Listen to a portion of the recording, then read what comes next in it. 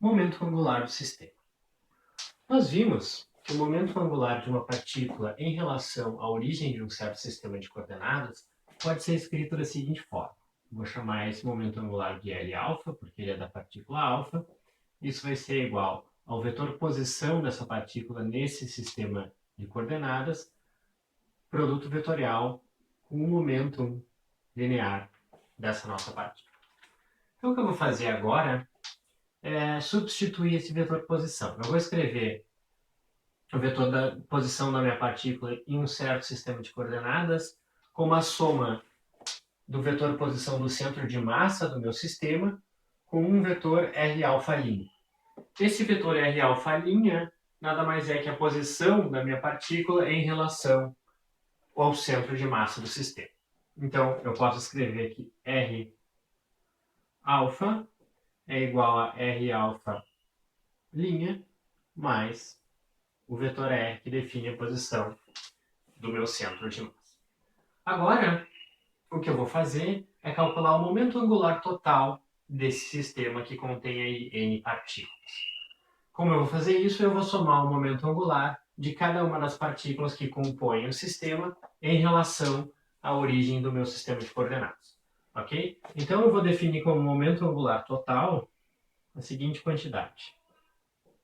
Momento angular total do meu sistema, eu vou chamar simplesmente de L, e L vai ser a soma em alfa, ou seja, eu vou varrer todas as partículas do meu sistema, do momento angular de cada uma delas. Então, a soma de Lα. Portanto, isso aqui é igual à soma em alfa da quantidade Rα vetorial Pα. Certo? Eu vou usar essa expressão aqui agora para substituir esse vetor posição por Rα' mais R grande. Rα', lembrando, é a posição da minha partícula em relação ao centro de massa, e R grande é a posição do centro de massa nesse meu sistema de coordenadas. Então, a minha expressão para o momento angular total vai poder ser escrita da seguinte forma. L é igual a uma soma em alfa, e aqui eu vou substituir esse Rα por Rα' mais Rzão. Então, eu vou ter R alfa' mais Rzão, produto vetorial com P alfa. Certo? Então, vou abrir esse produto aqui. Momento angular total L vai ser igual a uma soma em alfa de Rα' vetorial P alfa, Rα' vetorial P alfa, mais uma soma em alfa de R grande vetorial P alfa. Agora, eu vou reescrever esses momentos lineares P alfa aqui como o produto da massa da partícula alfa por sua velocidade, que é Rα ponto, e vou substituir esse Rα ponto usando essa expressão aqui. Então, P alfa vai ser igual a M alfa, que multiplica R alfa linha ponto mais R grande ponto. Certo? E vou substituir na expressão para o momento angular total. Aí eu vou chegar na seguinte expressão para R grande. Meu momento angular total vai ser igual a uma soma em alfa de M alfa, que multiplica R alfa' vetorial R alfa' ponto mais R alfa' vetorial R grande ponto mais R grande vetorial R alfa' ponto mais R vetorial R grande ponto. Certo? Fecha o x aqui. Então essa é a expressão que eu cheguei para o meu momento angular total. Então vamos parar o quadro aqui e depois a gente continua. Seguindo, o que eu vou fazer agora é olhar para esses dois termos aqui. Este termo aqui e este termo aqui, certo? Separando só esses dois termos da minha expressão para L, eu vou ter o seguinte, uma soma em alfa de M alfa, que multiplica R alfa' vetorial R grande ponto, mais uma soma em alfa de M alfa, que multiplica R grande vetorial R alfa' ponto. Ok, agora eu vou reescrever um pouco esses dois termos aqui. Em particular, eu quero juntar essa soma aqui com os R's alfa, né? Tanto o R grande ponto quanto o R grande não dependem do índice alfa. Então eu posso reescrever isso aqui da seguinte forma. Essa soma desses dois fatores vai ser igual a soma em alfa de M alfa R alfa' vetorial R grande ponto, né? Basicamente peguei esse termo aqui desse produto e juntei, coloquei a soma aqui dentro, mas eu vou fazer a mesma coisa aqui e eu vou tirar a derivada temporal para fora da soma.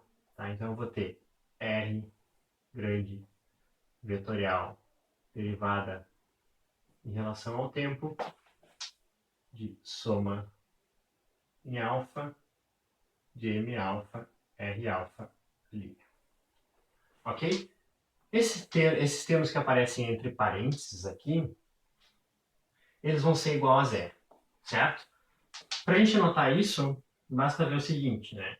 Que eu tenho aqui soma em alfa de M alfa vezes R alfa'. Mas R alfa' eu posso escrever como R alfa menos R grande. Daí, eu posso juntar essa soma aqui com o primeiro termo, né? E eu vou ter o seguinte, soma em alfa de M alfa R alfa mais soma em alfa de M alfa vezes R grande. Menos, aliás. Menos soma em alfa de M alfa menos vezes R grande. Como R grande não depende de alfa, eu posso tirar para fora aqui da soma. Soma em alfa de M alfa. Bom, essa quantidade aqui é igual a massa total vezes a posição do centro de massa, como a gente já viu.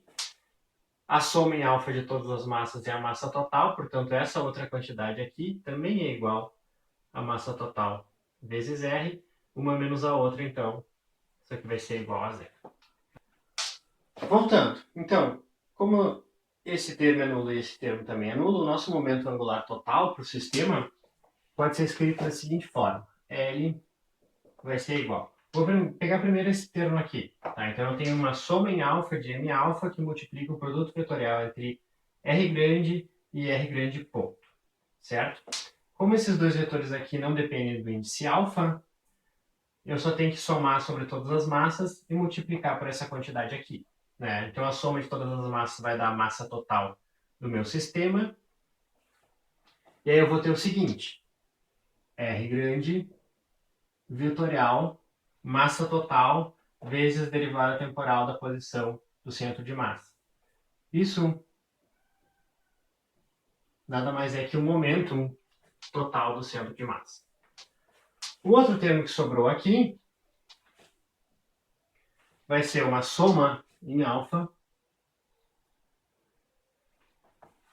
Eu vou colocar essa massa aqui multiplicando o segundo termo. Então vai aparecer M alfa vezes R alfa linha ponto. E isso vai ser o momento linear da minha partícula alfa em relação ao sistema centrado no centro de massa. Então eu vou ter aqui R alfa linha vetorial P alfa linha, certo? Essa aqui então vai ser a expressão para o nosso momento angular total. Então nós temos o seguinte, mais um resultado importante. O momento angular total em relação a uma origem é igual à soma do momento angular do centro de massa em relação a esta origem e do momento angular do sistema em torno da posição do centro de massa. Agora nós vamos olhar para a derivada temporal do momento angular. Então, nós definimos o momento angular para uma partícula alfa como sendo um produto vetorial entre R alfa, o vetor posição dessa partícula em relação à origem, vetorial o momento linear dessa partícula nesse mesmo sistema de coordenadas. Então eu quero determinar a derivada temporal dessa quantidade aqui. Eu vou ter que L alfa ponto vai ser igual à derivada desse produto aqui. Então eu vou ter a derivada do primeiro vezes o segundo, R alfa ponto vetorial P alfa, mais o primeiro, R alfa, vetorial derivada do segundo. Como P alfa é simplesmente a massa M alfa vezes R alfa ponto, esse é um produto vetorial de dois vetores que são paralelos entre si. Portanto, esse produto aqui, ele vai ser nulo. E aí eu tenho que a derivada temporal do momento angular da minha partícula vai ser simplesmente igual a R alfa vetorial P alfa ponto. Mas P alfa ponto, a derivada temporal do momento linear dessa minha partícula, é igual à força total aplicada sobre ela. Então essa quantidade aqui eu posso escrever como R alfa vetorial a força total aplicada sobre a minha partícula. A força total aplicada sobre a minha partícula vai ser a soma das forças externas, que eu vou chamar de Fe, mais uma soma em beta de F alfa beta.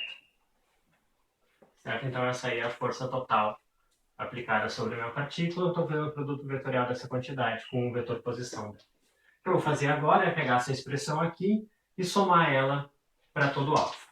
Então eu vou ter que a derivada do meu momento angular total, que vai ser a soma dessas derivadas aí, isso aqui vai ser soma em alfa de L alfa, e isso aqui igual a soma em alfa dessa quantidade aqui. Então, soma em alfa de R alfa vetorial Fe mais soma em beta de F alfa beta. Certo? Bueno, eu vou abrir esse produto aqui e eu vou ter o seguinte, que L ponto vai ser igual soma em alfa de R alfa vetorial, esse vetor F, que representa as forças externas, mais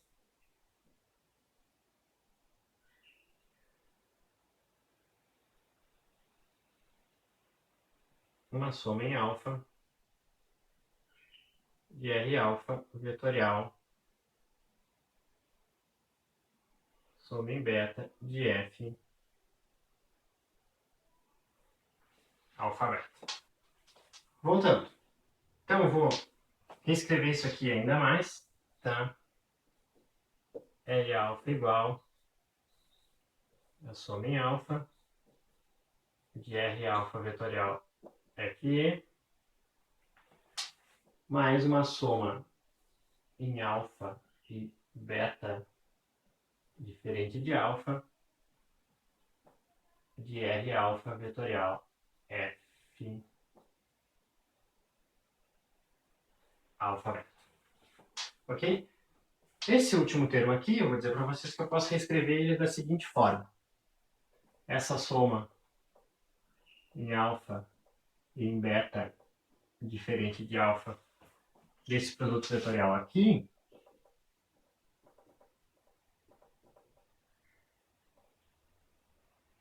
isso aqui vai ser igual a uma soma para alfa menor que beta dessa quantidade aqui. R alfa vetorial F alfa beta mais R beta vetorial F beta alfa.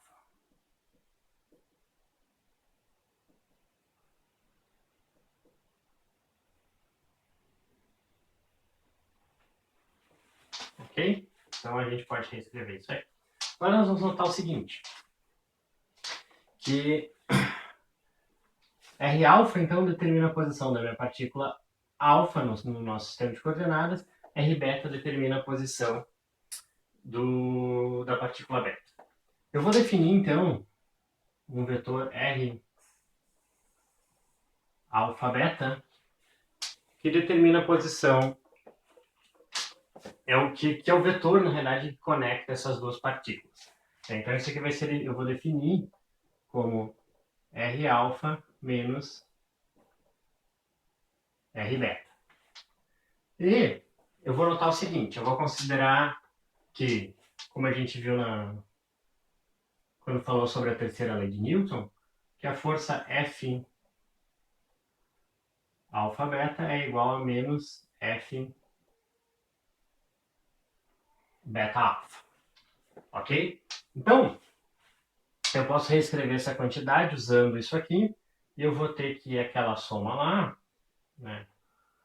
Soma em alfa e em beta, diferente de alfa desse produto vetorial aqui,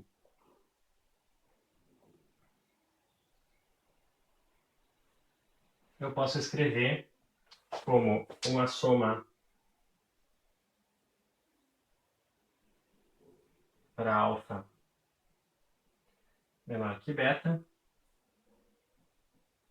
de R alfa beta vetorial F alfa beta.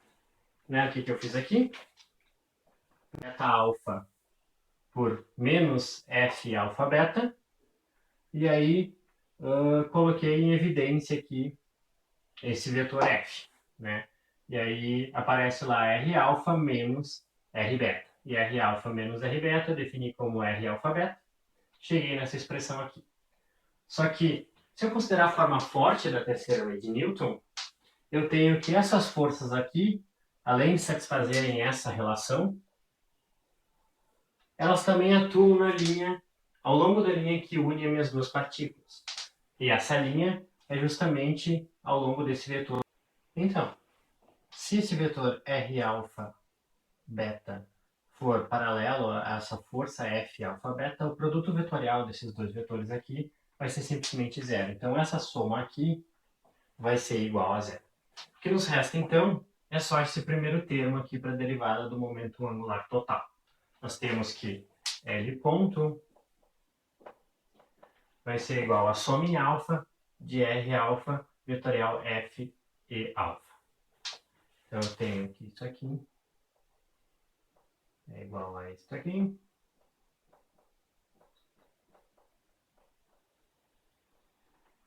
Mas R alfa vetorial F alfa é a força, é o torque, desculpa, que as forças externas realizam sobre a partícula alfa. Então esse aqui é o torque exercido por forças externas sobre a minha partícula alfa. Então vamos chamar isso aí de torque externo. A soma de todos esses torques externos vai dar um torque externo total, que eu vou chamar de N maiúsculo. Então, daqui eu tiro que a derivada temporal do momento angular total do meu sistema vai ser igual ao torque externo total que atua sobre ele. Isso nos leva a algumas conclusões importantes. Primeiro, se o torque externo resultante em torno de um dado eixo é zero, o momento angular total do sistema em torno desse eixo é constante no tempo. E segundo, o torque total interno é zero se as forças internas forem forças centrais. Quer dizer, essa quantidade aqui, ou melhor, aqui, essa quantidade aqui é o torque exercido pelas forças internas sobre a minha partícula alfa. Então, isso aqui seria o torque interno sobre ela. Mas, se as forças F alfa beta, que são as forças internas, satisfazem a terceira lei de Newton, a gente tem que o torque total sobre a minha partícula alfa, torque interno total sobre todas as partículas, melhor dizendo, ele vai ser nulo. Então, sobra só esse torque externo. Ok? Então, aqui a gente fecha essa parte de momento angular de um sistema com muitas partículas.